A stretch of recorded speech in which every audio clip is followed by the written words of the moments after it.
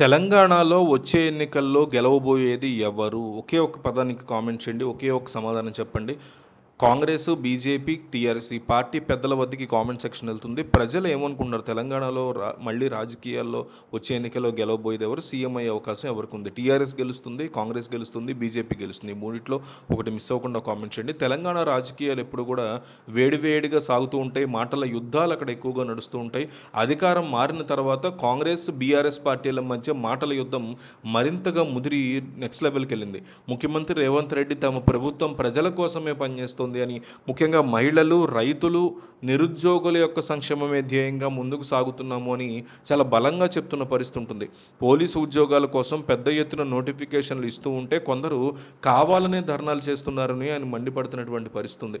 గతంలో మెట్రో రైలు కావాలన్న వారే ఇప్పుడు వద్దంటున్నారు అని, మూసీ నది ప్రక్షాళనని అడ్డుకుంటున్నారని కూడా ఆయన ఆరోపిస్తున్నటువంటి పరిస్థితి ఉంది. ప్రతిపక్షాలు ఎంతగా అడ్డుపడినా, నిరసనలు తెలిపినా తాము అనుకున్నటువంటి పనులన్నీ పూర్తి చేసి తీరతాము అని సీఎం రేవంత్ రెడ్డి స్పష్టం చేసిన పరిస్థితి ఉంది. గత పాలకుల తీరుని అరుంధతి సినిమాలోని పశుపతి పాత్రతో పోలుస్తూ రైతులు ఆ రాక్షసుడిని ఫామ్ హౌస్లోనే బంధించారు, మళ్ళీ బయటికి రానిచ్చేటువంటి ప్రసక్తే లేదు అంటూ కూడా రేవంత్ రెడ్డి చాలా ఘాటు వ్యాఖ్యలు చేశారు రీసెంట్గా. తెలంగాణ రాజకీయ సమరం ఈ విమర్శల మీద రగులుతోంది. బీఆర్ఎస్ అధినాయకత్వం కూడా గట్టిగానే స్పందించింది. రేవంత్ రెడ్డి గతంలో ఓటుకు నోటు కేసులో దొరికిపోయినటువంటి సంగతిని మళ్ళీ గుర్తు చేస్తూ బీఆర్ఎస్ కూడా కౌంటర్లు ఇస్తోంది. ఇచ్చినటువంటి హామీల్ని నెరవేర్చకుండా కాలయాపన చేస్తున్నారు అంటూ కేటీఆర్ మండిపడ్డారు రేవంత్ రెడ్డి మీద. ఎన్నికల సమయంలో మహిళలకి 2,500 రూపాయలు ఇస్తామని చెప్పి ఇప్పుడు మొహం చాటేశారు, రైతులకి రుణమాఫీ చేయకుండా ఇబ్బందులు పెడుతున్నారు అని దుయ్యబడుతున్నటువంటి పరిస్థితి కూడా ఉంది. ముఖ్యమంత్రిగా ఉండి ప్రజల యొక్క సమస్యల్ని పరిష్కరించడం మానేసి ప్రశ్నించిన వారి మీద కేసులు పెడతామని, జైల్లో వేస్తామని బెదిరించడం సరైనటువంటి పద్ధతి కాదు అంటూ హితవు పలుకుతున్నారు. పరిపాలన చేతకాకనే కాంగ్రెస్ నాయకులు ప్రతిదానికి కేసీఆర్ మీద పడి ఏడుస్తున్నారు అంటూ కూడా కేటీఆర్ తీవ్ర విమర్శలు చేశారు. ముఖ్యంగా తెలంగాణ అప్పుల విషయంలో కాంగ్రెస్ ప్రభుత్వం చెప్తున్నవన్నీ పచ్చి అబద్ధాలే అంటూ కూడా బీఆర్ఎస్ తీవ్రమైనటువంటి వాదన వినిపిస్తోంది.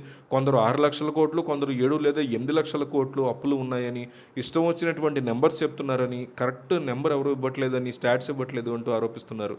కేంద్ర ప్రభుత్వం యొక్క అధికారిక లెక్కల ప్రకారం 2014 జూన్లో తెలంగాణ రాష్ట్రం ఏర్పడినప్పుడు 72,000 కోట్ల అప్పు ఉంది అనేది గుర్తు చేశారు ఆయన. కేసీఆర్ పదవి నుంచి దిగిపోయే నాటికి 2023 డిసెంబర్లో మొత్తం అప్పు 3,50,000 కోట్లుగా ఉంది అంటూ కేటీఆర్ వివరించే ప్రయత్నం చేశారు. అంటే గత 10 సంవత్సరాల కాలంలో కేసీఆర్ చేసినటువంటి అప్పు 2,20,000 కోట్లు మాత్రమే అంటూ ఆయన స్పష్టం చేశారు. ఈ అప్పులన్నింటినీ రాష్ట్ర అభివృద్ధి కోసం, ప్రజల సంక్షేమం కోసం మాత్రమే ఖర్చు చేశాము అంటూ కూడా కేటీఆర్ చాలా గట్టిగా చెప్పుకొచ్చారు. రైతులకి గత 60 సంవత్సరాలుగా ఎన్నడూ లేని విధంగా 24 గంటల ఉచిత విద్యుత్తును కూడా అందించడానికి తాము సిద్ధంగా ఉన్నామని కేటీఆర్ చెప్పుకొచ్చారు.